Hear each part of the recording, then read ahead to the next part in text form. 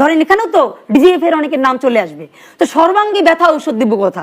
এখন এই সরকারটা চালাইতে হলে তার আর্মি লাগে, ডিজিএফআই লাগে, এনএসআই লাগে, পুলিশ লাগে, আমলা লাগে। প্রত্যেককে হাসিনা এমন ভাবে নগ্নভাবে ব্যবহার করেছে যে তাদের কোনো প্রফেশনালিজমের ছাপও নাই। আপনি যাই ধরবেন সেই নগ্ন হয়ে আসবে। তো এখন সে তো আসলে ফাংশন করতে পারতেছে না।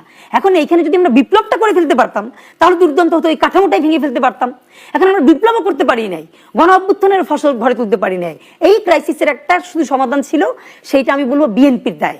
সেই দায়টা হলো, ঠিক যখন ছাত্ররা বলেছিল প্লিজ আসেন আমরা 2 বছরের জন্য জাতীয় সরকার করি, ধরেন এই সরকার হলো মুক্তিযুদ্ধের পরে সব থেকে দুর্বলতম সরকার, কিন্তু জনসমর্থিত সরকার, কিন্তু তার গার্ডস নাই। কারণ ওই যে মেকানিজম গুলো ফাংশন করবে তার সাথে, ওগুলো এখন তাকে জনগণ ম্যান্ডেট দিয়েছে। কিন্তু ভাই এই ধরেন আমার আপনি এখন বললেন কি ঠিক আছে আমি তোমার সচিব বানাই দিলাম, আমি কি আমলাতন্ত্রের দিক কাজটা জানি?